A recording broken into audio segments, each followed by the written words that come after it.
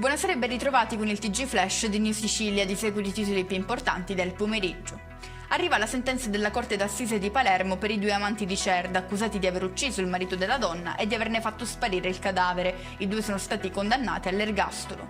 Ci spostiamo a Caccamo, sempre in provincia di Palermo, dove Miriam Baratta, questo era il suo nome, si è spenta a soli 17 anni per un male incurabile. Un dolore immenso per familiari e amici che domani si riuniranno per i funerali, proclamato dal sindaco il lutto cittadino.